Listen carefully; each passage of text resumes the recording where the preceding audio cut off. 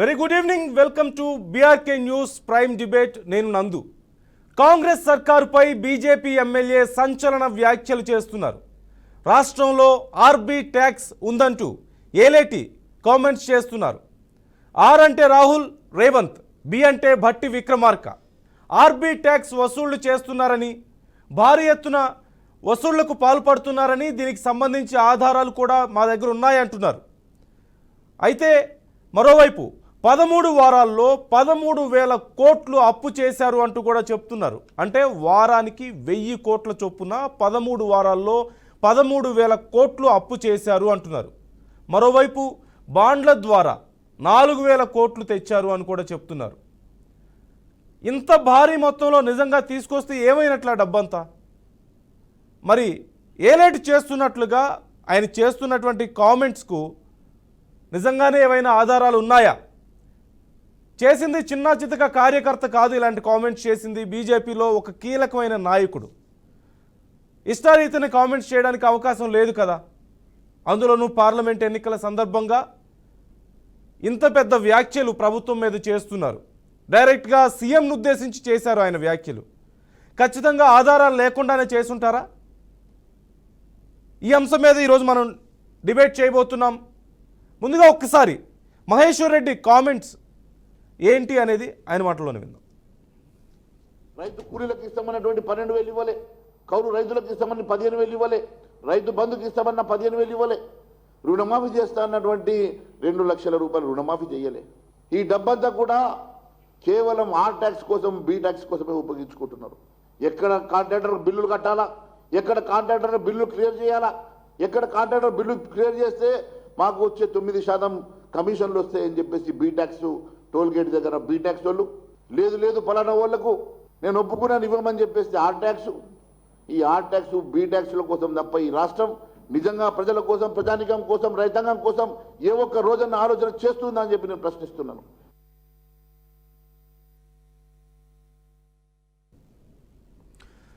పదమూడు వారాల్లో 13,000 కోట్ల అప్పు చేసింది కాంగ్రెస్ ప్రభుత్వం అంటున్నారు. అలాగే ఆర్బీ ట్యాక్స్ వసూలు చేస్తున్నారని రాహుల్, రేవంత్, భట్టి ట్యాక్స్ను రాష్ట్రంలో వసూలు చేస్తున్నారని, అలాగే 4,000 కోట్ల రూపాయలు బాండ్ల ద్వారా కాంగ్రెస్ ప్రభుత్వం సేకరించింది అని చెప్తున్నారు. మరి ఈ డబ్బులన్నీ ఏమైనట్లు అనేది ఒక అంశం అయితే, ఇలాంటి కామెంట్స్కు మరి బీజేపీ నిజంగా కట్టుబడి ఉందా, ఏవైనా ఆధారాలు ఉన్నాయా అనే అంశం మీద మనం డిస్కస్ చేయబోతున్నాం. దీంతో పాటుగా ఇప్పుడు జరగబోతున్నటువంటి పార్లమెంట్ ఎన్నికలకు అసలు ఎజెండా ఏంటి అనేది ఇక్కడ ప్రధానాంశంగా మారింది.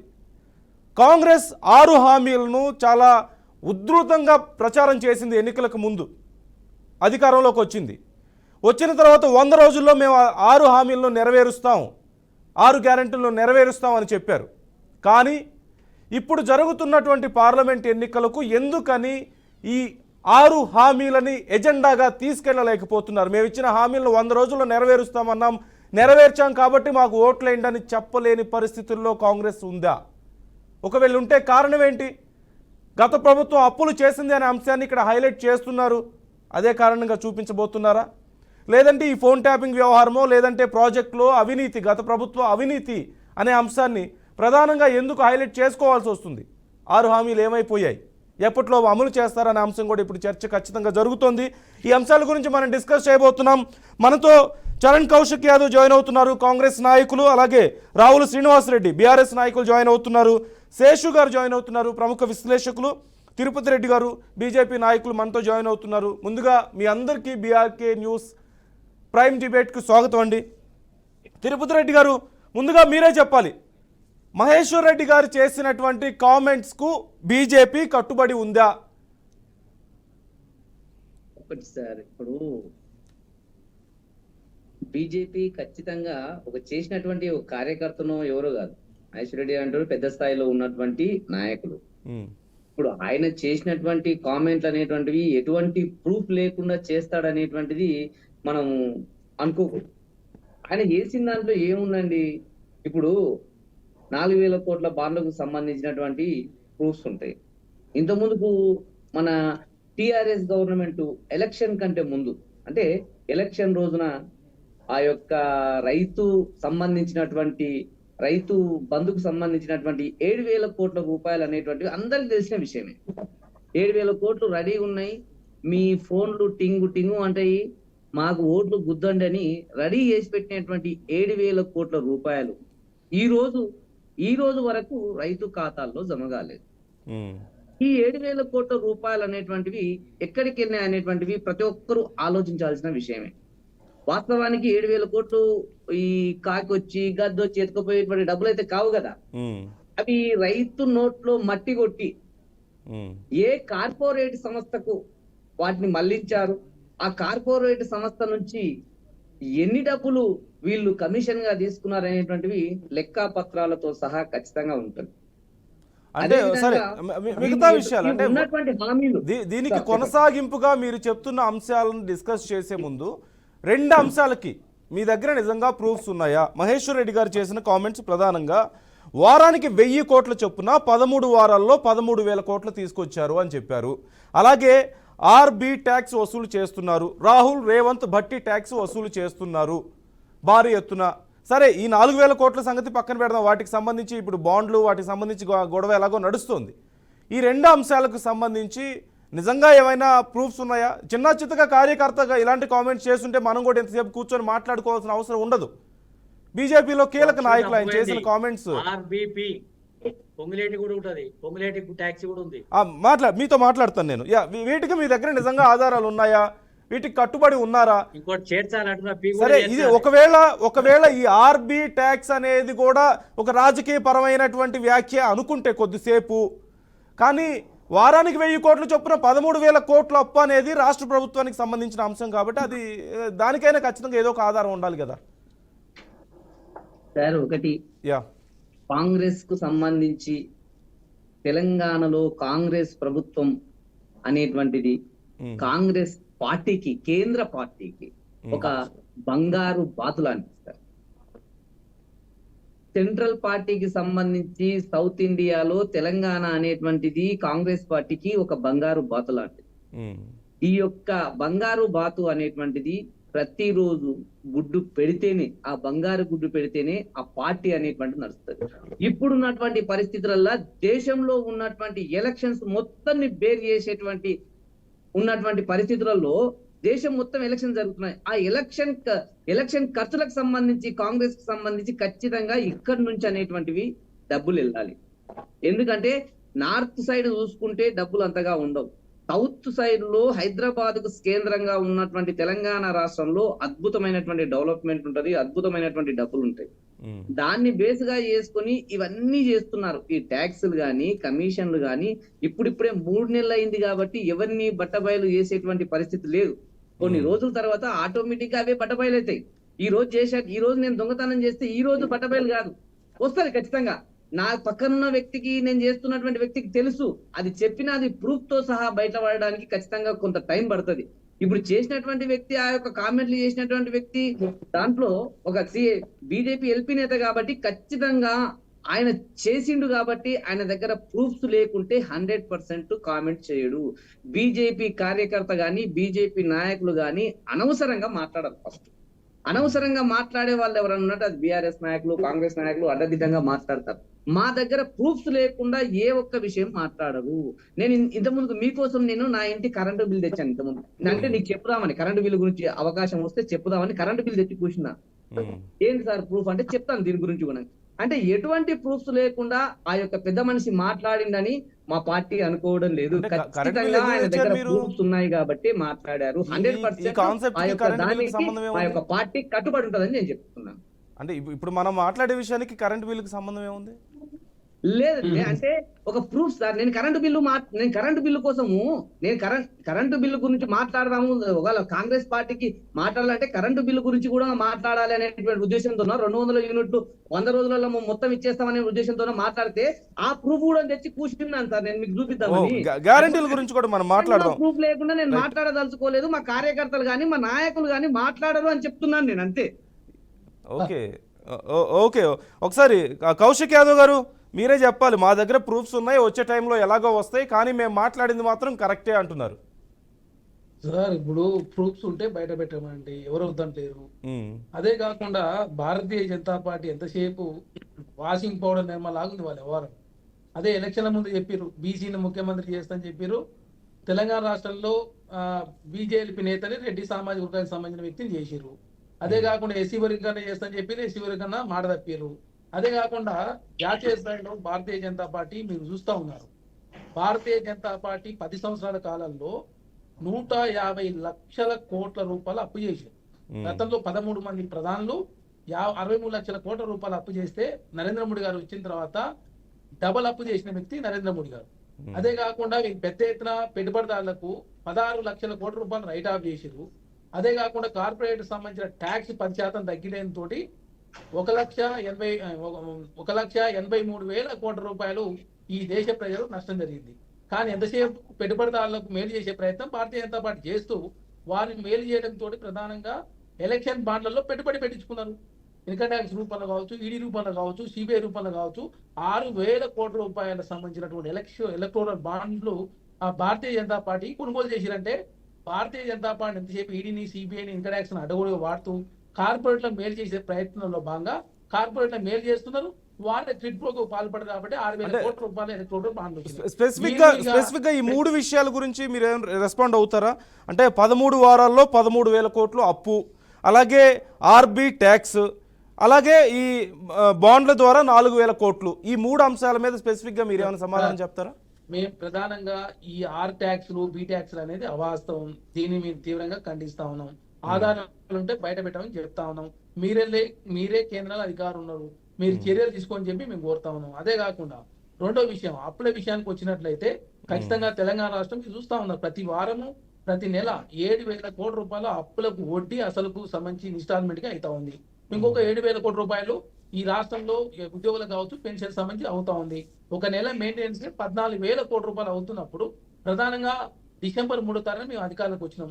అంతకుముందు అకౌంట్ లో 7,000 కోట్ల రూపాయలు ఉన్నాయని చెప్పారు. కానీ ఆ 7,000 కోట్ల రూపాయలు సంబంధించినటువంటి అమౌంట్ సంబంధించి ఆ వడ్డీ అసలు సంబంధించిన దానికోసం కట్టారని చెప్పేసి అధికారులు చెప్తా ఉన్నారు. అదే కాకుండా మేము 7వ తారీఖు నాడు కేబినెట్ విస్తరణ చేసుకొని తెలంగాణ రాష్ట్రంలో ప్రజారంజక పాలన అందిస్తా ఉన్నాం. గతంలో బీఆర్ఎస్ పార్టీ 2 నెలల కాలం పాటు కేబినెట్ విస్తరణ కూడా చేయలేదు.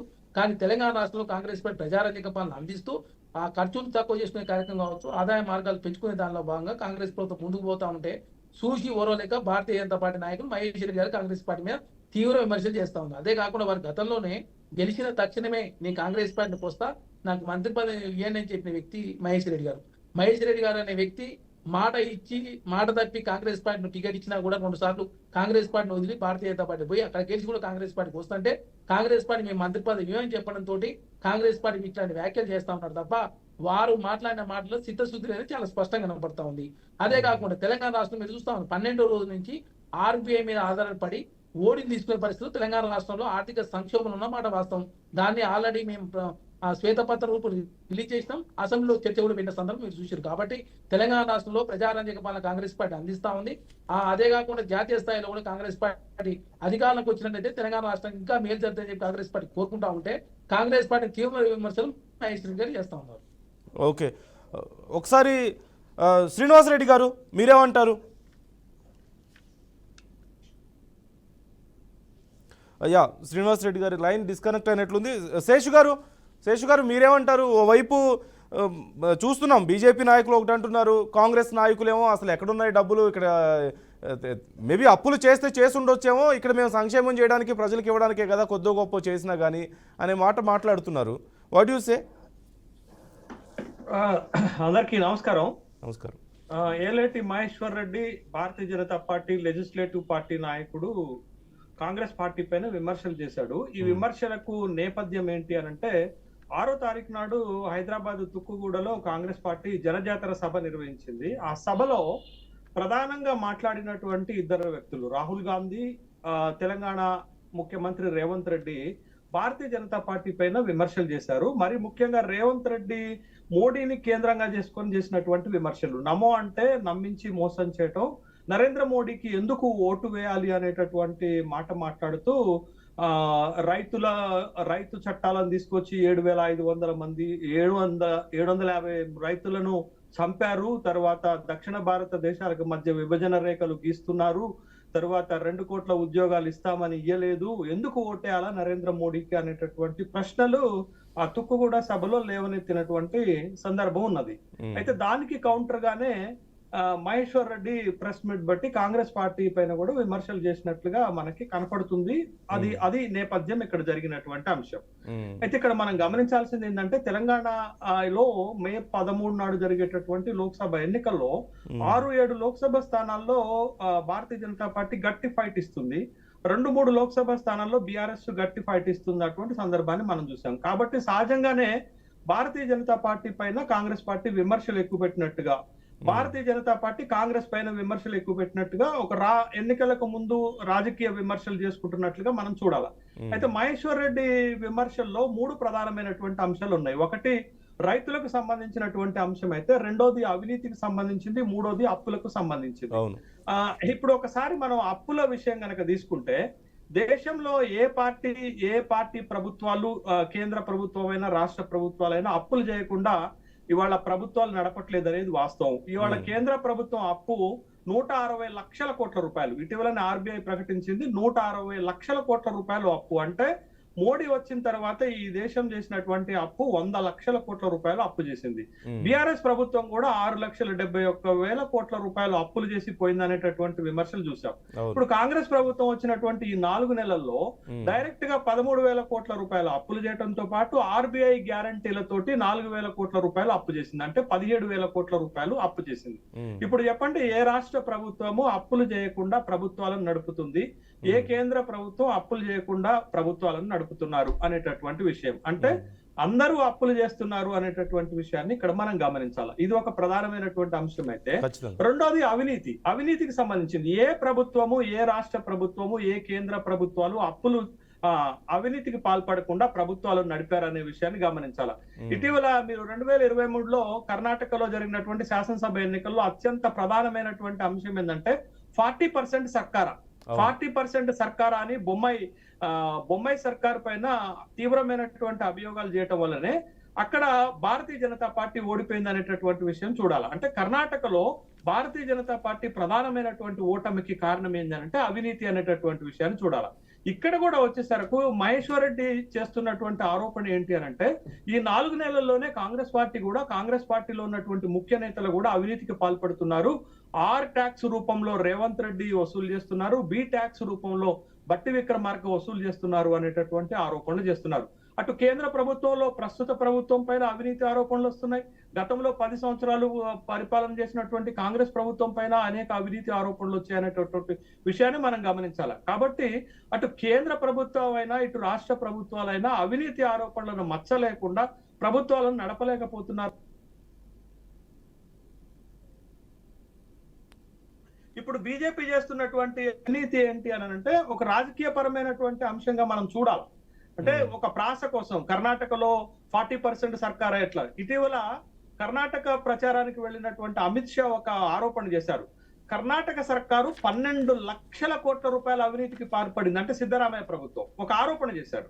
అంటే మొత్తంగా ఎన్నికల సమయం వచ్చేసరికి ఒక పార్టీ పైన ఒకటి విపరీతమైనటువంటి ఆరోపణలు, ప్రజలు నమ్ముతారా నమ్మరా అని కూడా కాకుండా అవినీతి పరమైన ఆరోపణలు చేస్తున్నారు. నిజంగా అవినీతికి పాల్పడ్డారా లేదా అనేటటువంటి విషయం పక్కన పెడితే ఆరోపణలు అయితే పెద్ద తీవ్ర స్థాయిలో చేస్తున్నారు. బహుశా బిల్లులు క్లియర్ చేస్తున్నప్పుడు బట్టి విక్రమార్క 9% అవినీతికి పాల్పడుతుండు అనేటటువంటి ఒక ఆరోపణ చేస్తూ, ఇప్పటికే రేవంత్ రెడ్డి మన హైదరాబాద్ లో ఉన్నటువంటి రియల్ ఎస్టేట్ వ్యాపారుల దగ్గర నుంచి, బిల్డర్స్ దగ్గర నుంచి 3,000 కోట్ల రూపాయలు వసూలు చేశారు. 1,500 కోట్ల రూపాయలు సెంట్రల్ ఆఫీస్ కి పంపారు. ఇంకొక 500 కోట్ల రూపాయలు పంపడానికి సిద్ధంగా ఉన్నారు. ఇదంతా కూడా ఎన్నికల ఫండ్ గా వాడుతున్నారు. ఎన్నికల్లో కాంగ్రెస్ పార్టీకి తెలంగాణ రాష్ట్రం నుంచే డబ్బులు సప్లై చేస్తున్నారు అనేటటువంటి ఆరోపణలు వస్తున్నాయి. ఢిల్లీ తరహాలో మరి కేజ్రీవాల్ మీద లేదంటే మిగతా వాళ్ళ మీద చర్యలు తీసుకున్నట్లు కేంద్రంలో ఉంది వాళ్లే కదా, చర్యలకి సంసిద్ధులు అవ్వచ్చు కదా. నిజంగా అంత కాన్ఫిడెంట్ గా వాళ్ళు చెప్పగలిగితే నేనేది కేంద్ర దర్యాప్తు సంస్థలు దర్యాప్తు చేస్తున్నటువంటి క్రమంలో కూడా వాటిపైన కూడా అనేక ఆరోపణలు వస్తున్నాయి కదా. కేంద్ర ప్రభుత్వం చేత ఇన్ఫ్లుయెన్స్ అయ్యి దర్యాప్తు సంస్థలు కొన్ని వర్గాలను, కొన్ని పార్టీలను టార్గెట్ చేసి మాత్రమే దాడులు చేస్తున్నారు అనేటటువంటి ఆరోపణలు వస్తున్నాయి కదా. ఉన్నాయి, ఉన్నాయి. నిన్నటి అంటే I mean, దినం ప్రధానమంత్రి if they have, west Bengal if they really have any west proof బెంగాల్లో అని నా చేసినటువంటి ఉద్దేశం. ఒక ఆరోపణ ఏంటి అంటే ఈడీ ఇప్పటి వరకు వెస్ట్ బెంగాల్లో 3,000 కోట్ల రూపాయలను జప్తు చేసింది. ఆ 3,000 కోట్ల రూపాయలను ప్రజలకు పంచుతామని అనగంలోనే నాకు ఒక విషయం గుర్తొచ్చింది. గతంలో కూడా ఇతర దేశాల్లో ఉన్నటువంటి నల్లధన్యాన్ని తీసుకొచ్చి ఈ దేశంలో అవన్నీ ఉన్నటువంటి అయ్యే పేదల కాదులేండి, కోసం ఖచ్చితంగా. వేస్తామని ఇదే ప్రధానమంత్రి ఒక హామీ ఇచ్చినట్లుగా రాజకీయ ఆరోపణలు వస్తున్నాయి.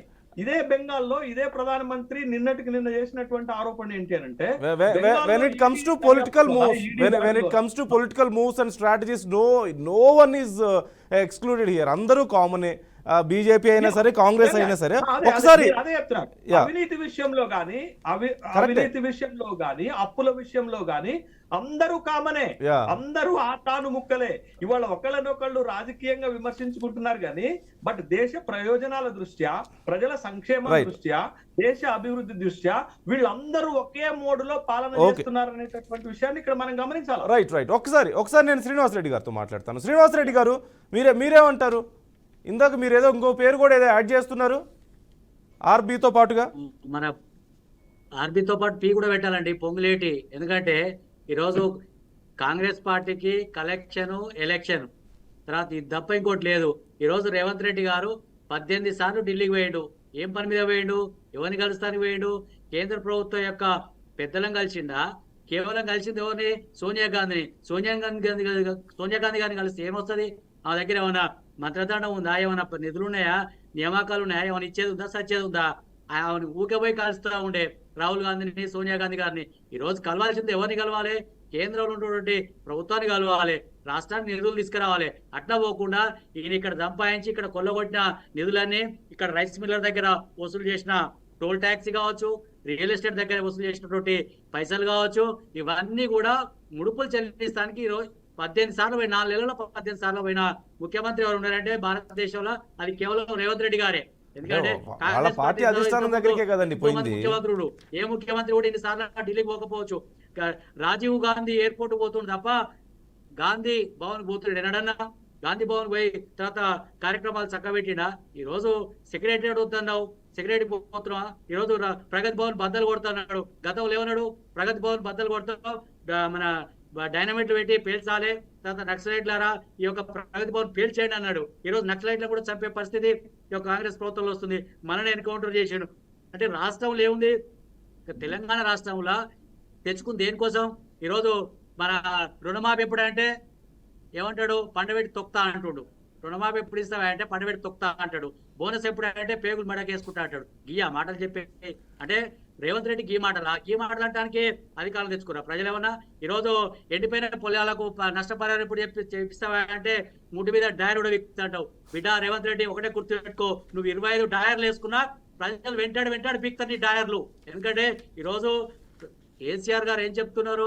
ఒకటే, తెలంగాణ రాష్ట్రాన్ని మన రాజకీయాలు పక్కకు పెడదాం, తెలంగాణ రాష్ట్రాన్ని ఆదుకుందాం అంటే నువ్వేం మాటలు మాట్లాడతావు? ఒక ముఖ్యమంత్రి స్థాయిలో ఉండి తుక్కు కూడా బహిరంగ సభల తర్వాత మన ఈయనని ఎవరు డ్రైవర్ని కొట్టిస్తావు, బట్టి విక్రమార్క డ్రైవర్ని, తర్వాత బట్టి విక్రమార్క గారిని వెనక చదువుతావు. అంటే ఈ రోజు పుణ్యక్షేత్రం కట్టించిన కేసీఆర్ కట్టించిన పుణ్యక్షేత్రానికి పోతావు, అక్కడ బట్టి విక్రమార్క గారిని కింద కూర్చోబెడతావు. అంటే నీకు నీ రాజకీయంలో నీకే మీ యొక్క సహచర మంత్రులకే దిక్కు లేదు.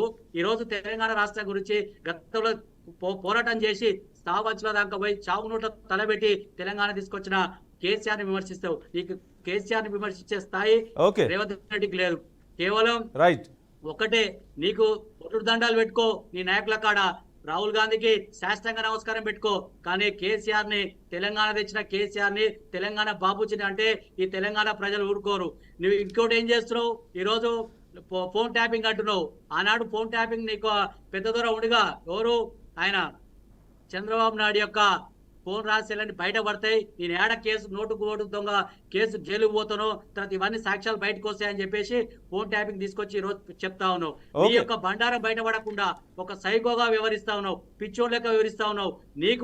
నువ్వు అంటున్నావు కదా డబుల్ బెడ్రూమ్ కట్టిస్తా అని చెప్పేసి. ఎందుకంటే నువ్వు చెంచలు కూడా జైలుకు వచ్చిన తర్వాత నీకు మతి స్థిమితం లేకుండా పోయింది రేవంత్ రెడ్డికి. ఏదో పిచ్చి పిచ్చిగా మాట్లాడుతున్నాడు రేవంత్ రెడ్డి. ఇప్పటికైనా ఒళ్ళు దగ్గర పెట్టుకొని జాగ్రత్తగా మాట్లాడితే తెలంగాణ ప్రజలు క్షమిస్తారు.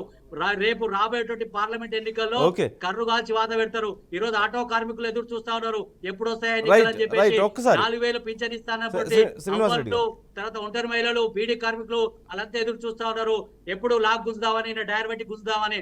తర్వాత అదే విధంగా ఒంటరి మహిళలు రైట్. చూస్తున్నారు, కౌశిక్ యాదవ్ గారు, తర్వాత పింఛన్ మీరు ఏమైనా రెస్పాండ్ అవుతారా? రైతులు చూస్తున్నారు, కార్మికులు, కర్షకులు అందరూ కూడా ఇలా డైర్ బట్టి చూస్తారు. 20 డైర్లు వేసుకున్నా ఒక్కొక్కరు బీక్తారు.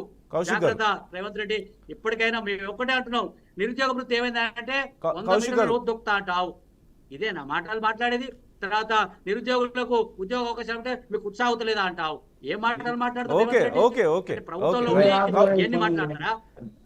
కౌశిక్ గారు, ఒకటే సార్, ఒకటే ఇప్పుడు చెప్తా ఉన్నాం. ఆగాయ సార్, తెలంగాణ శ్రీనివాస్ రెడ్డి రాష్ట్రం, ఆగాయ నాయన. తెలంగాణ ఇది రాష్ట్రం మనం రాజకీయ తెచ్చుకుంది స్థితి దీనికోసం ఈ ఇది లంగ డిబేట్ మాటలు, లపంగి మాటలు సార్, మాట్లాడతారు. ఆగండి. శ్రీనివాస్ రెడ్డి గారు ఈ ఆపండి. లంగ మాటలు, లపంగి మాటలు మాట్లాడి రే, తర్వాత ఆపండి నాయన. ఏం ప్రతిపక్షంలో భాష ఉన్నావా, ఇది? నువ్వు మీరు అధికారంలో మాట్లాడుతున్నారు. ఉన్నావా, నువ్వు పెద్దన ఆగండి పాత్ర సార్. పోషిస్తున్నావు. పెద్దన పాత్ర రే, పోషించినప్పుడు ఏం ఆపండి మాటలు సార్, మాట్లాడాలి, ఆపండి. జాగ్రత్త మాట్లాడాలి, నోరు అదుపులో పెట్టి మాట్లాడుకోవాలి. మళ్ళీ కానీ నోటికి ఎంత మాట్లాడండి. మాట వస్తుంటే మాట్లాడతారు. ఎవరన్నా ప్రజలు ఈ తెలంగాణ ప్రజలు రే, అంటే అంత ఆపు సార్. నిష్కారంగా ఉన్నారు. శ్రీనివాస్ గారు, అంటే ప్లీజ్ ప్లీజ్ ఒక్క నిమిషం ఆగండి, ఆపండి, మాట్లాడండి. చెప్పండి. మాట్లాడండి. నేను మాట్లాడుతుండే ఇదేమన్నా బహిరంగ సభనా లేకపోతే ఇదేమన్నా ఈ debate ఒక్క నిమిషం, ఏదో ఒక్క నిమిషం. మాట్లాడతారు వీళ్ళతోటి. ఒక్క నిమిషం. మీరు తిరుపతి రెడ్డి గారు, నేను మీ దగ్గరికి వస్తాను, ఒక్క మాట్లాడుతున్నాం. నిమిషం. రేవంత్ రెడ్డి గారు మాట్లాడింది చెప్తున్నాను సార్.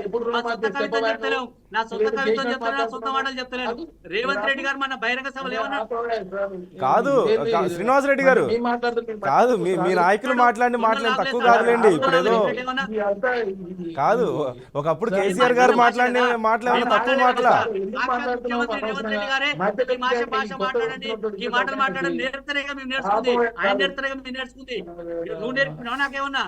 రేవంత్ రెడ్డి గారు కాదు, నేర్పిందిగా భాష. కాదు, శ్రీనివాస్ రెడ్డి గారు, మీరు ఇప్పుడు మిగతా విషయాలు ఇప్పుడు మనం మాట్లాడుతున్న సబ్జెక్ట్ తో పాటుగా మీరు రేవంత్ రెడ్డి గారి భాష గురించి మాట్లాడుతున్నారు. ఒకప్పుడు కేసీఆర్ గారు మాట్లాడిన మాటలు ఏమైనా తక్కువ ఉన్నాయో చెప్పండి. ఎన్ని బూతులు తిట్టలేదు?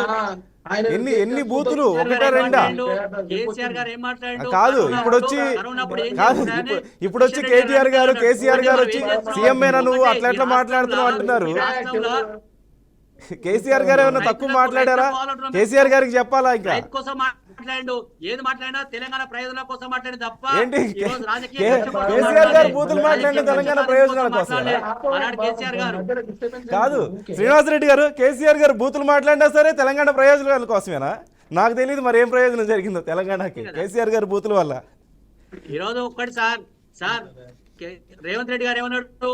15,000 రైతులకు ఇస్తున్నాడు. కాదు, రైతు భరోసా. ఇందాక నుంచి మీరు ఆల్మోస్ట్ 2 minutes నుంచి రేవంత్ రెడ్డి గారి మాటలన్నీ ఏకరువు పెట్టేస్తారు. అఫ్ కోర్స్ ఎవరైనా అలాంటి హార్ష్ లాంగ్వేజ్ మాట్లాడడం తప్పే, నేను కాదన్న కానీ ఇంకా అసలు బీఆర్ఎస్ నాయకులకి మాకు బూతులే రావన్నట్లు, అసలు మేము ఎప్పుడు ఏమీ మాట్లాడలేదన్నట్లు ఇంకా మీరు రేవంత్ రెడ్డి గారి భాష గురించే మాట్లాడుతున్నారు ఇందాక నుంచి.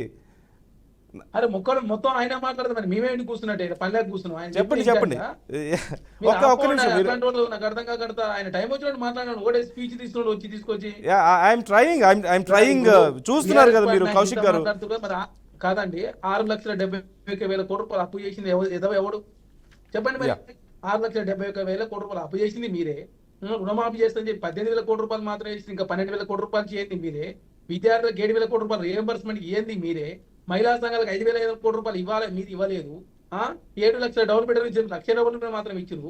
14 లక్షల పోడుకులు వాసన చెప్పి తాత్కాలిక ఏదో ప్రారంభించారు, క్లోజ్ చేసి దాన్ని యాదవ్లు రెండో పెడితే 7,000 కోట్ల రూపాయలు ఇవ్వాలా? ఒక ఉద్యోగం నింపలే. మీరు మాట్లాడితే నాకు అర్థం కాకడతా. అందుకే కరువు ఆపి వాత పెట్టారు తెలంగాణ రాష్ట్రంలో. మీరు ఉన్నది స్పీచ్ ఇస్తానికి మీరు మాట్లాడుతున్న మేము ఇంటి అనుకున్నాం ఏమన్నా? తెలంగాణ రాష్ట్రంలో అది ప్రజాప్రభుత్వం ఏర్పడ్డది. మీరు పోయినసారి 2 నెలల కాలం పాటు మీ క్యాబినెట్ ఇస్తాను జరుగుతుంది. చెప్పండి మరి. పోయినసారి మహమూద్ అలీ గారు ప్రజాప్రభుత్వం ఏర్పడితే ముఖ్యమంత్రి గారు ఏం చేస్తుడు? ఐపీఎల్ చూస్తానికి ఆయనకు సోయం తప్ప, ఐపీఎల్ చూస్తానికి టైం తప్ప. తెలంగాణ ప్రజలు, తెలంగాణ రైతాంగం అంతా కూడా దిక్కుతోచని పరిస్థితుల్లో దిగాలు పడి ఇబ్బంది పడుతుంటే ఏ ఒక్క రైతులన్నా పరామర్శించాలని పోయినా? ముఖ్యమంత్రి గారు ఏ ఒక్క రైతులన్నా పరామర్శించడానికి పోయినా? ఐపీఎల్ చూస్తానికి టైం ఉంటుంది తప్ప ముఖ్యమంత్రి గారికి రైతాంగాన్ని పరామర్శించడానికి టైం ఉంటుందా? శ్రీనివాస్ రెడ్డి గారు, నాకు అర్థం కాకడతా.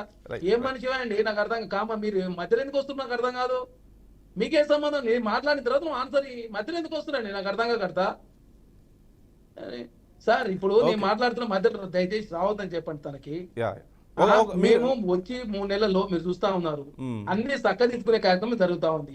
తెలంగాణ రాష్ట్రంలో ప్రభుత్వాన్ని ఆర్థిక సంక్షోభం తీసుకుపోయి తెలంగాణ రాష్ట్ర రాజకీయాన్ని కలుషితం చేసి తెలంగాణ రాష్ట్రంలో విలువలు లేకుండా రాజకీయాలు తీసుకుపోయింది మీరు. ఫోన్ ట్యాపింగ్ పాల్పడదు మీరు. తెలంగాణ రాష్ట్రంలో పెద్ద ఎత్తున అవినీతి పాల్పడదు మీరు.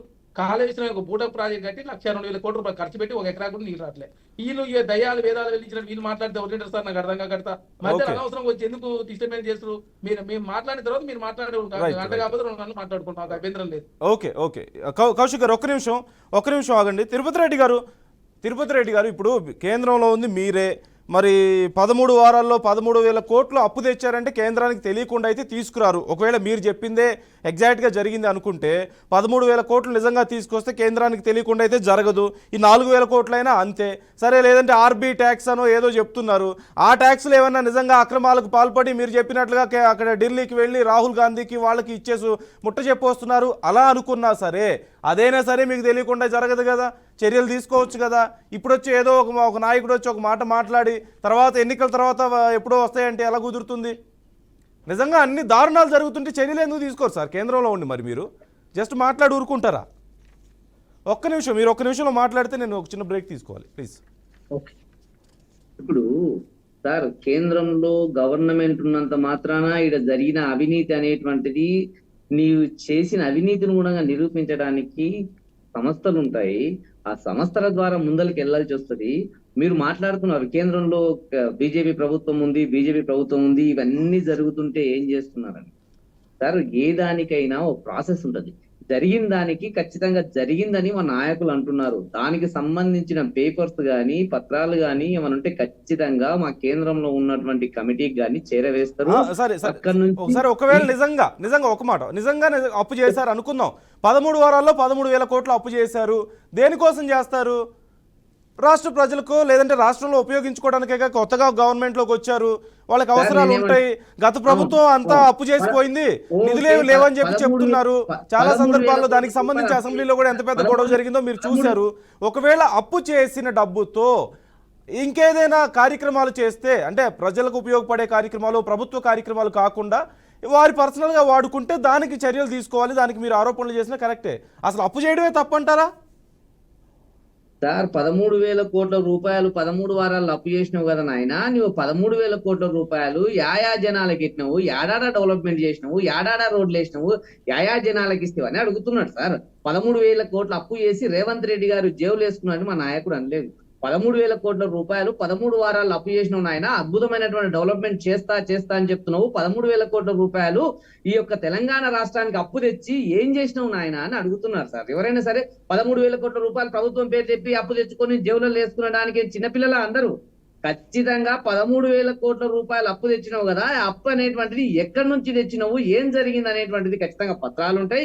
ఆ పత్రాలకు సంబంధించి నువ్వు ఏంటి ఖర్చు పెట్టినావు, ఏం కథ అనేటువంటిది ఖచ్చితంగా గవర్నమెంట్ లో ఉన్నటువంటి ఆఫీసర్లు చూసుకుంటారు. కానీ ఇక్కడ 13,000 కోట్ల రూపాయలు అప్పు తెచ్చినావు కాబట్టి ఆ 13,000 కోట్ల రూపాయల డెవలప్మెంట్ ఎక్కడ చూపించినావు నాయన అని అడుగుతున్నారు సార్. అక్కడ 13,000 కోట్ల అప్పు తెచ్చి నువ్వు ఉన్నటువంటి జాతీయ పార్టీకి అందరు అప్పు తెస్తేనే నడుస్తుందని చెప్తున్నావు. వాళ్ళ ద్వారా వచ్చినటువంటి 4,000 కోట్లు ఏం చేసినామని అడుగుతున్నారు. కాదు అడగడం తప్ప. కాంగ్రెస్ ప్రభుత్వం వచ్చి ఎన్ని రోజులు అవుతుంది? నిజంగా అప్పు చేస్తే మాత్రం ఇప్పటికిప్పుడు ఏమి చూపించాలి, ఏం అద్భుతాలు చూపించాలో మీరు మరి ఏం ఎక్స్పెక్ట్ చేస్తున్నారు నాకు తెలియదు. Welcome back. కాంగ్రెస్ ప్రభుత్వం 13 వారాల్లో 13,000 కోట్లు అప్పు చేసిందని, బాండ్ల ద్వారా ఇంకో 4,000 కోట్లని, అలాగే ఆర్బీ ట్యాక్స్లు వసూలు చేస్తున్నారని, రేవంత్ రాహుల్ భట్టి ట్యాక్స్లు వసూలు చేస్తున్నారంటూ బీజేపీ నాయకులు మహేశ్వర్ రెడ్డి చేసిన కామెంట్స్ గురించి మనం మాట్లాడుతున్నాం. కౌశిక్ యాదవ్ గారు, మీరేం చెప్తారు? ఇంతకుముందు మనకి తిరుపతి రెడ్డి గారు అంటున్నారు, సరే అప్పులు తీసుకొస్తే తెచ్చారు, వాటిని ఏం చేశారనేది కదా ఇక్కడ ఇంపార్టెంట్ అంటున్నారు. మరి ఎలా రెస్పాండ్ అవుతారు ఆ కామెంట్స్ మీద మీరు? సార్, ఇలాగా శేషి గారు చాలా స్పష్టంగా చెప్పిండు.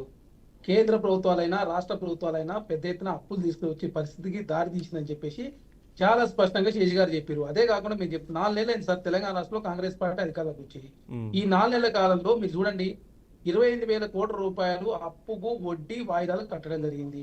ఇంకొక 25,000 కోట్ల రూపాయలు జీతాలు పెన్షన్ సంబంధించిన వ్యవహారానికి సంబంధించి ఖర్చు పెట్టడం జరిగింది. 40,000 కోట్ల రూపాయలకు సంబంధించి కాంట్రాక్టర్లకు, కోటి లోపు ఉన్నటువంటి కాంట్రాక్టర్లకు పేమెంట్ చేస్తా ఉన్నారు. ఎందుకంటే గత ప్రభుత్వం 40,000 కోట్ల రూపాయలు పనులు చేసుకుని పోయి వారికి పేమెంట్ ఇవ్వడం మూలంగా వాళ్ళు ఇబ్బంది పడతా ఉన్నారు. అదే కాకుండా రైతాంగానికి సంబంధించిన రైతు బంధు 5,500 కోట్ల రూపాయలు అకౌంట్లో జమ చేయడం జరిగింది 92%. అదే కాకుండా తెలంగాణ రాష్ట్రంలో మీరు చూస్తా ఉన్నారు ఎంత క్రిటికల్ పరిస్థితి ఉందంటే 12వ రోజు నుంచి బిస్కెట్లు, చాయ్ బిస్కెట్లు కూడా రాష్ట్ర ప్రభుత్వం ఆర్బీఐ దగ్గర ఓడి తీసుకొస్తా ఉంది. ఈ ఆర్థిక సంక్షోభాన్ని గట్టెక్కించేది కాంగ్రెస్ ప్రభుత్వం చెప్పి ప్రజలు కాంగ్రెస్ పార్టీ ఓట్లు వేస్తే అసలు 100 లక్షల కోట్ల రూపాయలు నరేంద్ర మోడీ గారు ఏం చేసింది? మరి మొన్న బడ్జెట్ లో సార్ 45 లక్షల కోట్ల రూపాయలు కేంద్ర ప్రభుత్వం పెట్టిన బడ్జెట్ లో 16 లక్షల కోట్ల రూపాయలు అప్పు తీసుకొచ్చి భారతీయ జనతా పార్టీ బడ్జెట్ ప్రవేశపెట్టిన వారు. వాళ్ళు 100 లక్షల కోట్ల రూపాయలు నరేంద్ర మోడీ గారు అయిన తర్వాత 100 లక్షల కోట్ల రూపాయలు అప్పు చేసిండు. ఆనాడు మన్మోహన్ సింగ్ గారు ప్రధానమంత్రిగా ఉన్నప్పుడు ఈ దేశంలో అప్పులు తీర్చిండు, జీడీపీని పెంచిండు, రూపాయి పతనం కాకుండా కాపాడిండు, నిరుద్యోగాన్ని తక్కువ చేసిండు, పేదరికాన్ని తగ్గించిండు, ధరలు పెరగకుండా చూసిండు. ఈనాడు నరేంద్ర మోడీ ప్రధానమంత్రి అయిన తర్వాత ఈ దేశంలో ఆర్థిక సంక్షోభం ఉన్నది, ధరలు పెరుగుతా ఉన్నాయి, అదేవిధంగా జీడీపీ తగ్గుతా ఉంది, రూపాయి పతనం అవుతా ఉంది, నిరుద్యోగం పెరుగుతా ఉంది, పేదరికం పెరుగుతా ఉంది, అదే అధిక ధరతో ప్రజలు ఇబ్బంది పడతా ఉన్నారు. ఈ అన్నిటికీ ఆన్సర్ చేయకుండా రామ మందిరం పేరు ఓట్లు ఇప్పించిన ప్రయత్నం భారతీయ జనతా పార్టీ చేస్తా ఉంది. పెట్టుబడిదారులు 16 లక్షల కోట్ల రూపాయలు రుణమాఫీ చేసింది మీరే. అదే కార్పొరేట్ ట్యాక్స్ 10% తక్కువ చేయడంతో 1,82,000 కోట్ల రూపాయలు జాతీయ స్థాయిలో జాతీయ ప్రజలందరూ కూడా నష్టం జరిగిన మాట వాస్తవం. అదే కాకుండా ఈ దేశంలో నరేంద్ర మోడీ గారు ప్రధానమంత్రి అయిన తర్వాత రాష్ట్రాలు పంచాయతీ పెట్టే ప్రయత్నం జరుగుతూ ఉంది. అదే కాకుండా ఎలాంటి డెవలప్మెంట్ జరగకుండా ఈడీని, సిబిఐని, ఇన్కమ్ ట్యాక్స్ అడ్డగోలు ఉపయోగిస్తూ ఈ దేశంలో ప్రజాస్వామ్యం లేకుండా చేసే ప్రయత్నం నరేంద్ర మోడీ గారు చేస్తున్నది చాలా స్పష్టంగా కనబడతాం. కాబట్టి భారతీయ జనతా పార్టీ నాయకులు మేము ఏమడుగుతా ఉన్నాం అంటే, మీరు నరేంద్ర మోడీ గారు ప్రధానమంత్రి అయిన తర్వాత ప్రభుత్వ రంగ సంస్థలను కూడా అప్పనంగా అదానికి, అంబానీకి అంటగడుతా ఉన్నారు. ఎన్డీఏ అంటే national development per Adani, Ambani అనేది చాలా స్పష్టంగా కనబడతా ఉంది. నమో అంటే నమ్మించి మోసం చేసిన, బీజేపీ అంటే భారతీయ జూమ్లా పార్టీ, భారతీయ జూటా పార్టీగా తయారైంది. అదే కాకుండా కుటుంబ పార్టీతో పొత్తు పెట్టుకుని చెప్పింది మీరే. కర్ణాటక పోయి జేడీఎస్ తో పొత్తు పెట్టుకున్నారు, ఆంధ్రప్రదేశ్ పోయి టీడీపీతో పొత్తు పెట్టుకుంటారు. అదే కాకుండా జాతీయ స్థాయిలో మీరు పెద్ద ఎత్తున అవినీతికి వ్యతిరేకంగా చెప్తారు. అజిత్ పవార్ 25,000 కోట్ల కుంభకోణం చేసిండు, ఉరి తీయాలని చెప్పినటువంటి భారతీయ జనతా పార్టీ అట్లాంటి వ్యక్తిని తీసుకొచ్చి ఆర్థిక శాఖ ఇచ్చారు. మీరు నీతుల గురించి, మీరు కుంభకోణాల గురించి మీరు పెద్ద ఎత్తున స్పీచ్లు ఇస్తే ప్రజలు దేశంలో ఎవరు వినడానికి సిద్ధంగా లేరు. నరేంద్ర మోడీకి వ్యతిరేకంగా పనిచేసిన ఏ వ్యక్తినైనా ఈడీ వస్తుంది, సిబిఐ వస్తుంది, ఇన్కమ్ ట్యాక్స్ వస్తుంది. భారతీయ జనతా పార్టీలో పోకముందు టీఎంసీలో ఉన్న సువేంద్ర అధికారిపై ఈడీ కేసు అయింది. భారతీయ జనతా పార్టీ పోయిన తర్వాత కేసు ఏమైందో తెలియదు. కాంగ్రెస్ లో మంత్రిగా ఉన్నప్పుడు హేమంత్ బిశ్వా శర్మ కూడా కేసు అయింది. ఈ తర్వాత భారతీయ జనతా పార్టీ పోయిన తర్వాత కేసు ఏమైందో తెలియదు. తెలుగు రాష్ట్రాల సమితి సుజనా చౌదరి గారు కావచ్చు, సీఎం రమేష్ గారి మీద కేసు అయింది. కానీ భారతీయ జనతా పార్టీ పోయిన తర్వాత అది ఏమైందో తెలియదు. అదే కాకుండా కాంగ్రెస్ పార్టీలో ఉన్నప్పుడు అశోక్ చౌహాన్ గారి మీద కేసులు అయినాయి. కానీ భారతీయ జనతా పార్టీ తీసుకున్న తర్వాత ఆ కేసులు ఏమైందో తెలియని పరిస్థితి. ప్రతిపక్ష పార్టీలో ఉంటేనేమో అవినీతి పరులు, భారతీయ జనతా పార్టీలో పోయిన తర్వాత వాషింగ్ పౌడర్ నిర్మలాగా తయారైతుందని చెప్పి ప్రజలంతా చర్చించుకుంటా ఉన్నారు. ఖచ్చితంగా దేశంలో కాంగ్రెస్ పార్టీ స్వతహాగానే 150 పార్లమెంట్ స్థానాలు గెలవబోతా ఉంది. ఇండియా కూడా 310 స్థానాలు గెలుస్తాయని చెప్పేసి పెద్ద ఎత్తున చర్చ జరుగుతా ఉంటే దాన్ని డైవర్ట్ చేసే దానిలో భాగంగా రోజుకు ఒక ఆరోపణలు నరేంద్ర మోడీ గారు భారతీయ జనతా పార్టీ చేస్తా ఉంది. అదే కాకుండా మీరు చూస్తా ఉన్నారు, ఈ దేశంలో మీరు చూస్తా ఉన్నారు నరేంద్ర మోడీ గారు మీరు పెద్ద ఎత్తున డెవలప్మెంట్ చేశారు కదా, మరి ఎన్డీఏని ఎందుకు విస్తరించుకుంటా ఉన్నారు? 37 పార్టీతో ఎందుకు పొత్తు పెట్టుకుంటా ఉన్నారు? తమిళనాడులో దినాకర్తో ఎందుకు పొత్తు? అంటే చిన్న చితక పార్టీ అంటే ఈ దేశంలో నరేంద్ర మోడీ గారు మూడోసారి ఎవరు కూడా ఆదరించే పరిస్థితి లేదు. కాబట్టి చిన్న పార్టీతో పొత్తు పెట్టుకొని ఈడీని, సిబిఐ, ఇన్కమ్ ట్యాక్స్ అడ్డగోలు వాద్దు. అదే కాకుండా మిగిలిన అంశాలు మరొకసారి మాట్లాడదాం మనం. కౌశిక్ గారు, మిగిలిన అంశాలు మరొకసారి మనం తప్పకుండా మాట్లాడదాం. శేషు గారు, మీరు విన్నారు, అన్ని వర్షన్స్ మీరు విన్నారు. బీజేపీ నాయకులేమో ముందు అసలు 13,000 కోట్లు ఎందుకు తెచ్చారన్నారు, తర్వాత ఏమో తెస్తే మరి ఇప్పుడు కనిపించట్లేదని అడుగుతున్నారు. ఢిల్లీ అలా అన్నెన్నిసార్లు తిరగాల్సిన అవసరం ఏమొచ్చింది అని చెప్పేసి బీఆర్ఎస్ నాయకులు అడుగుతున్నారు. మీరేమంటారంటే ప్రస్తుతానికి తెలంగాణ రాష్ట్రంలో డబ్బులు లేవు, చేయడానికి డబ్బులు లేవు, మేము హామీలు అమలు చేయాలన్నా లేదంటే ఇంకేమైనా పనులు చేయాలన్నా అప్పులు తీసుకొచ్చాల్సిన పరిస్థితి అనేది బీజేపీ కూడా చేస్తుంది అదే కదా, ఇంతకుముందు మీరు చెప్పినట్లుగా బీజేపీ చేస్తుంది కూడా అదే కదా అని చెప్పి కౌశిక్ గారు కూడా అడుగుతున్నారు. సో ఈ వెర్షన్స్ విన్న తర్వాత మీరేమంటారు? రెండు మాటల్లో ఫినిష్ చేయండి. ఇప్పుడు కాంగ్రెస్ పార్టీ ముఖ్యమంత్రుల పైన తరచుగా వచ్చేటటువంటి అభియోగాలు, ఆరోపణలు ఏంటి అంటే వాళ్ళు ప్రతిదానికి ఢిల్లీ వెళ్ళి అధిష్టానం దగ్గర పర్మిషన్లు తీసుకుంటారు, ఢిల్లీ వెళ్ళటంతో సరిపోతుంది, పాలన మీద దృష్టి పెట్టలేకపోతున్నారు అనేటటువంటి విమర్శలు గతంలో వచ్చే ఉమ్మడి ఆంధ్రప్రదేశ్ లో ఉన్నప్పుడు. ఇప్పుడు మొట్టమొదటిసారి తెలంగాణలో వాళ్ళు అధికారంలోకి వచ్చారు కాబట్టి ఇప్పటికే రేవంత్ రెడ్డి 13 సార్లు ఢిల్లీ వెళ్ళినా ఒక 2 సార్లు అయితే ప్రధానమంత్రిని, అమిత్ షాని, రాజ్నాథ్ సింగ్ ని, గడ్కరీని వీళ్ళందరినీ అయితే కలిశారు కదా. కాకపోతే పెద్ద ఢిల్లీ పోతున్నటువంటి మాట వాస్తవం. ఢిల్లీ అధిష్టానం పర్మిషన్ తీసుకోవడానికి, తర్వాత పార్టీ వ్యవహారాలు చూసుకోవడానికి, వాళ్ళ పర్మిషన్లు తెచ్చుకోవడానికి, అంటే ఇప్పుడు పార్లమెంట్ ఎన్నికలు కూడా ఉన్నాయి కాబట్టి ఆ పనుల మీద కూడా తిరుగుతున్నారులేండి కొంత. అదొక సాధారణమైనటువంటి అంశంగానే మనం చూడాలి. రెండోది, రాష్ట్రాలు విపరీతంగా అప్పులు వాళ్ళ సొంతంగా తీసుకోవడానికి అవకాశం లేదండి. ఎఫ్ఆర్బిఎం పరిమితి ఉంటుంది. ఎఫ్ఆర్బిఎం పరిమితికి లోబడే ఏ రాష్ట్ర ప్రభుత్వం అయినా అప్పులు చేయాల్సినటువంటి అవసరం ఉంటుంది. అయితే ఇప్పుడు కొత్తగా వచ్చినటువంటి ప్రభుత్వం తెలివిగా టెక్నిక్ గా ఏం చేశారంటే బాండ్ల వేలం ద్వారా గ్యారంటీ రుణాలు తీసుకున్నారు. ఆర్బీఐ నుంచి 4,000 కోట్ల రూపాయలు గ్యారంటీ రుణాలు తీసుకున్నారు. అవి ఎఫ్ఆర్బిఎం పరిమితిలోకి రావనేటటువంటి విషయాన్ని ఇక్కడ మనం గమనించాలి. రెండోది, మీరు ఇందాక అవినీతి అన్నారు, కేంద్ర దర్యాప్తు సంస్థలు ఉన్నారు, ఆ దర్యాప్తు సంస్థలు ఏం చేస్తాయనేది ఇప్పుడు చూడండి. ప్రతిపక్షాలకు సంబంధించినటువంటి నాయకులపైన ఆరోపణలు వస్తే ఇమ్మీడియట్ గా అరెస్టులు చేస్తున్నారు. ఉదాహరణకు ఢిల్లీ లిక్కర్ కుంభకోణం అనండి. ఢిల్లీ లిక్కర్ కుంభకోణంలో ఆప్ నాయకులు లేకపోతే మన రాష్ట్రానికి సంబంధించినటువంటి కవిత లాంటి వాళ్ళు లేరని నేను అనట్లేదు, కానీ సంజయ్ సింగ్, ఆప్ ఎంపీ అయినటువంటి సంజయ్ సింగ్ ని ఎట్లాంటి విచారణ లేకుండా ఛార్జ్ షీట్ పెట్టకుండా 6 నెలలు జైల్లో ఉంచారు. సుప్రీంకోర్టు మొన్ననే బెయిల్ ఇచ్చింది. ఎందుకు ఉంచారు? అసలు కేవలం ఆరోపణలు వచ్చినంత మాత్రాన అభియోగాలు మోపి 6 నెలలు జైల్లో ఉంచుతారా అనేటటువంటిది. ఇవాళ జరిగినటువంటి పరిణామం ఏంటంటే, ఈ ఢిల్లీ లిక్కర్ కుంభకోణంలో 100 కోట్ల రూపాయల మనీ లాండరింగ్ ద్వారా ఆప్ అనేటటువంటి పార్టీ గోవా ఎన్నికల్లో ఖర్చు పెట్టిందని ఆరోపణలు రాంగలోనే గోవా పార్టీ ఆప్ అధ్యక్షుడు అరెస్ట్ చేసి పడేశారు. కానీ అదే కర్ణాటక సర్కార్ పైన, బొమ్మాయి సర్కార్ పైన 40% అవినీతి ఆరోపణలు వచ్చినప్పుడు, 40% సర్కార్ అనే అవినీతి ఆరోపణలు వచ్చినప్పుడు, అదే పార్టీకి సంబంధించినటువంటి కాంట్రాక్టర్ ఆత్మహత్య చేసుకున్నప్పుడు అక్కడ ఒక్క అరెస్ట్ కూడా జరగలేదు. అంటే కేంద్ర దర్యాప్తు సంస్థలు కొంత ఇన్ఫ్లుయెన్స్ అయ్యి, కేంద్రంలో ఉన్నటువంటి అధికార పార్టీ ఇన్ఫ్లుయెన్స్ అయ్యి ప్రతిపక్షాలకు సంబంధించినటువంటి నేతల్ని పెద్ద ఎత్తున అరెస్ట్ చేస్తుందనేటటువంటి ఆరోపణలు కూడా వస్తున్నాయి. ఇక మహేశ్వర్ రెడ్డి చేసినటువంటి ఆరోపణలలో కీలకమైనటువంటి ఆరోపణ ఏంటంటే రైతులకు సంబంధించింది. తెలంగాణలో కాంగ్రెస్ ప్రభుత్వం అధికారంలోకి వచ్చిన తర్వాత రుణమాఫీ చేస్తా ఉన్నారు, ఇంతవరకు రుణమాఫీ చేయలేదు, రైతుల ఆత్మహత్యలు కొనసాగుతూనే ఉన్నాయి. తర్వాత రైతు బంధు ఇప్పటికీ ఇంకా 4 లక్షల రైతులకు రైతు బంధు చేరలేదు అనేటటువంటి ఆరోపణలు వాస్తవం. అయితే ఇప్పుడు ఈ 4 నెలల కాలంలో కాంగ్రెస్ ప్రభుత్వము ఒక అంశంలో విఫలమైంది. ఏందేనంటే రైతుల ప్రయోజనాలు, పంటలను సరైనటువంటి నీళ్లు ఇచ్చి కాపాడటంలో కాంగ్రెస్ ప్రభుత్వం వైఫల్యం స్పష్టంగా కనపడుతుంది. కాబట్టే కదా ఇవాళ లోక్సభ ఎన్నికలకు ముందు 2 పార్టీల మధ్య ఫైట్ ఉంటుందని అందరూ విశ్లేషణ చేశారు, కాంగ్రెస్ కి బీజేపీకి మధ్య. కానీ అనూహ్యంగా ఈ 10 రోజులలో జరిగినటువంటి పరిణామం ఏంటంటే, తెలంగాణలో Congress party water resource management లో ఫెయిల్యూర్ అవ్వటం వల్ల దరిదాపు 10 నుండి 15 లక్షల వరి పంట ఎండిపోవటం వల్ల ఇవాళ బీఆర్ఎస్ పార్టీ కూడా రేస్ లోకి వచ్చింది. ఇవాళ బీఆర్ఎస్ పార్టీ రేస్ లోకి వచ్చి ఈ 1 వీక్ 10 డేస్ లో జరిగిన అప్డేట్ సందర్భాన్ని మనం చూస్తున్నాం. అదే మహేశ్వర్ రెడ్డి సమస్య ఏంటి? రైతుల సమస్య ఇప్పుడు ప్రధానంగా తెలంగాణ రాష్ట్రంలో కనపడుతుంది. కాబట్టి తన విమర్శ చేస్తున్నప్పుడు కాంగ్రెస్ ప్రభుత్వం పైన ఆ రకమైనటువంటి విమర్శలు తీసుకొచ్చారు. కేసీఆర్ కూడా ఇప్పటి వరకు క్రియాశీలకంగా లేనటువంటి కేసీఆర్ ఈ 4 నెలల్లో పొలం బాట పట్టి ఎండిపోయినటువంటి పంటల్ని పరిశీలించుకుంటూ కాంగ్రెస్ పార్టీ ఈ పంటలకు నీళ్లు ఇవ్వలేకపోయింది అనేటటువంటి ఆరోపణలు చేసుకుంటూ వస్తుంది. రైతు పక్షం ఏముంటుంది? రైతుకి ఏముంటుంది?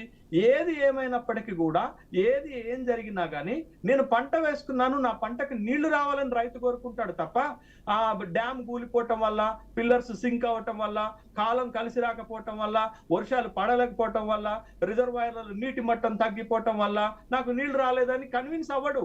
రైతు పక్షాన మనం ఆలోచించాలా? రైతు తన పంటని బాగా ప్రేమిస్తాడు కాబట్టి ప్రభుత్వము పంటలకు నీళ్లు ఇవ్వలేకపోయింది, నా పంట ఎండింది అనేటటువంటి ఒక అసంతృప్తితో ఉంటాడు. ఆ అసంతృప్తి వ్యతిరేకంగా మారితే రాబోయేటటువంటి లోక్సభ ఎన్నికల్లో కాంగ్రెస్ పార్టీకి కొద్దిగా దెబ్బ తగిలేటటువంటి అవకాశం ఉంది. అందుకే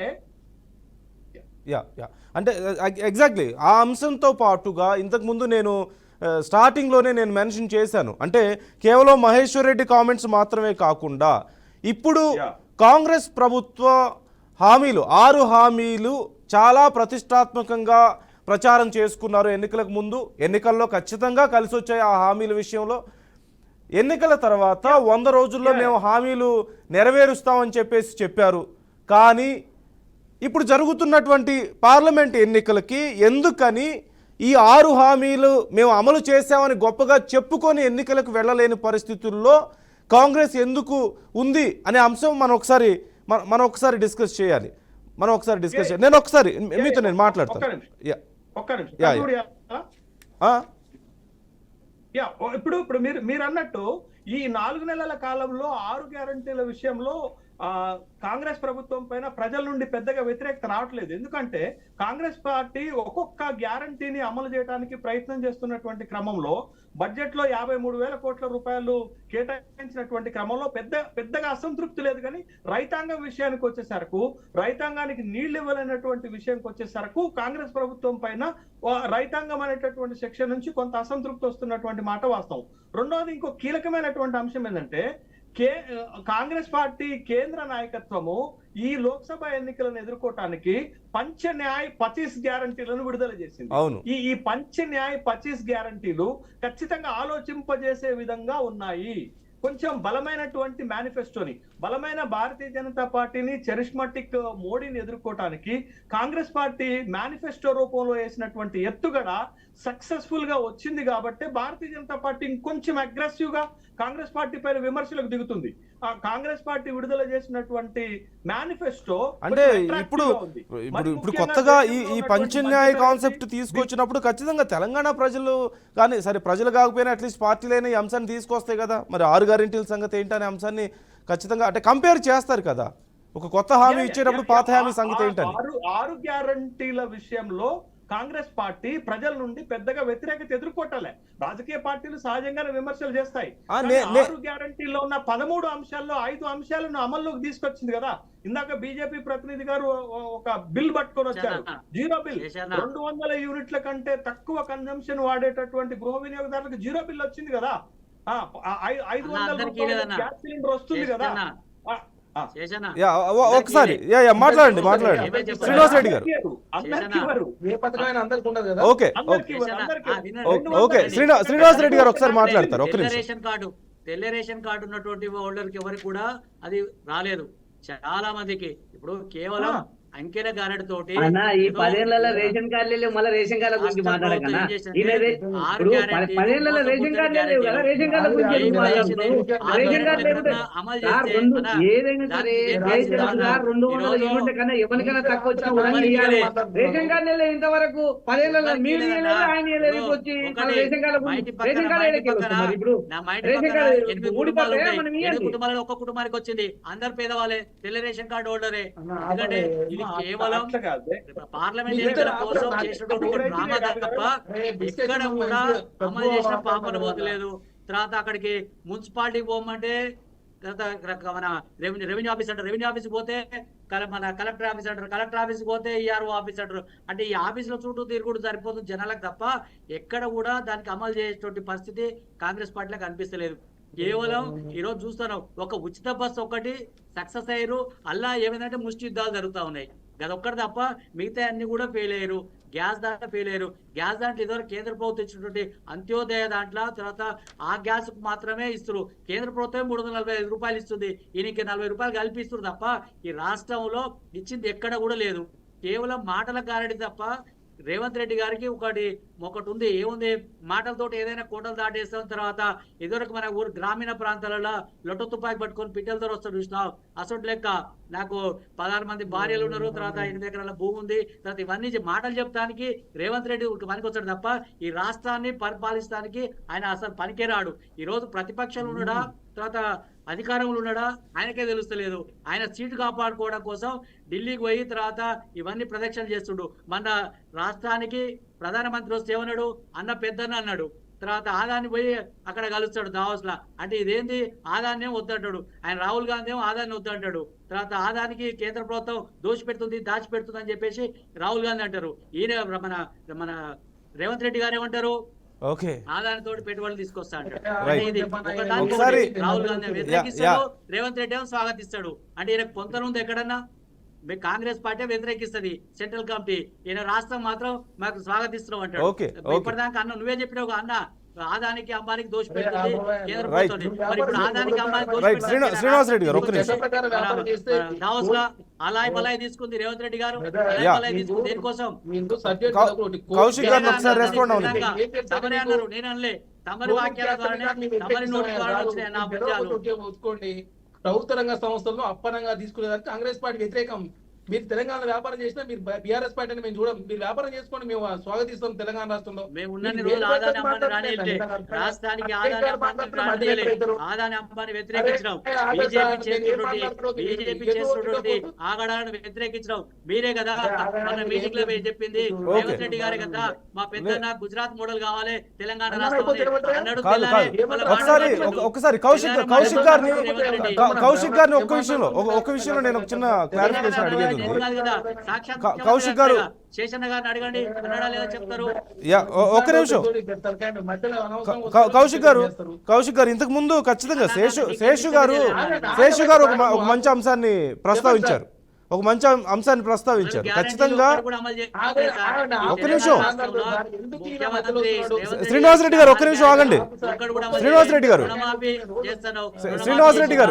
రుణమాఫీ చేసిన ఎక్కడన్నా కాదు, శ్రీనివాసరెడ్డి గారు టైం లేదు జస్ట్ ఒక్క నిమిషం శ్రీనివాసరెడ్డి గారు పింఛన్లు పెంచలేదు. శ్రీనివాసరెడ్డి గారు నా వాయిస్ వినిపిస్తుందా మీకు? నా వాయిస్ వస్తుందా? శ్రీనివాసరెడ్డి గారు ఒక్క నిమిషం 10 సంవత్సరాల కాలం పాటు మీరు ఏం చేసి చెప్పండి. ఎందుకైనా మాట్లాడేది కాదు. శ్రీనివాసరెడ్డి గారు ఇంతకు ముందు ఒక్క నిమిషం, నాకు టైం లేదు. దయచేసి రెండు మాటల్లో రెస్పాండ్ అవ్వండి. శ్రీనివాసరెడ్డి గారు ఒక్క నిమిషం. కౌశిక్ గారు రెండు మాటల్లో మీరు రెస్పాండ్ అవ్వండి. శేషు గారు చెప్పిన అంశం కరెక్టేనా? శ్రీనివాసరెడ్డి గారు టైం లేదు నాకు, ప్లీజ్ నాకు సమయం లేదు, నేను సమయం ఇచ్చినప్పుడు మాట్లాడండి దయచేసి. కౌశిక్ గారు మీరు ఒక్క రెండు మాటల్లో రెస్పాండ్ అవ్వండి, నాకు సమయం ఎక్కువ లేదు కాబట్టి. శేషు గారు చెప్పిన మాట కొంత వాస్తవంగానే కనిపిస్తోంది కదా. ఈ వాటర్ విషయంలో, రైతులు పంటల విషయంలో కొంత నష్టపోవడం కానీ, ఈ మధ్య కాలంలో ఇబ్బందులు రావడం అనే అంశం ఇప్పుడు కొంత బీఆర్ఎస్ కు పాజిటివ్ అవుతుందా? కేసీఆర్ గారు ప్రజల్లో కూడా వెళ్తున్నారు బాగానే. మొన్న కేసీఆర్ గారు ప్రెస్ మీట్ సమావేశం ఏర్పాటు చేసుకుని తెలంగాణ రాష్ట్రంలో డెడ్ స్టోరేజ్ చేరిన మాట వాస్తవం. నాగార్జున సాగర్ ఎన్ఆర్ఐ, అదేవిధంగా కృష్ణా రివర్ బోర్డు మేనేజ్మెంట్ ఎవడేవాడు కేఆర్ఎంబి వారి అనుమతిని తీసుకోవాలని చెప్పి మాట్లాడండి. అదే కాకుండా 14 టీఎంసీలు ఉన్న మాట వాస్తవమే, 7 టీఎంసీలు వాడుకోవచ్చు అని చెప్పిండు. పోయినసారి ఇదే టైంలో కేసీఆర్ గారు ముఖ్యమంత్రి ఉన్నప్పుడు 165 టీఎంసీలు ఉన్నాయి. ఇప్పుడు 130 టీఎంసీలకు తగ్గడంతో జాతీయ స్థాయిలో డెడ్ స్టోరేజ్ పోయినప్పుడు ఇష్టం వచ్చినట్టు మన రాష్ట్ర ప్రభుత్వం కేఆర్ఎంబి పర్మిషన్ తీసుకోకుండా రిలీజ్ చేసేది ఉండదు పరిస్థితి మనం గమనించి. అదే కాకుండా మీరు చూస్తాం పోయినసారి ఈ టైంలో 30 డిగ్రీలు ఉంది, ఇవాళ 40 డిగ్రీలు ఉంది. వాతావరణం కావచ్చు. రైట్ కౌశిక్ గారు మరొకసారి ఈ అంశం గురించి మనం మళ్ళీ మాట్లాడదాం. Thank you so much Kaushik గారు, శ్రీనివాసరెడ్డి గారు, శేషు గారు, అలాగే తిరుపతి రెడ్డి గారు వాళ్ళ చర్చలో పాల్గొన్నందుకు. Keep watching BRK news.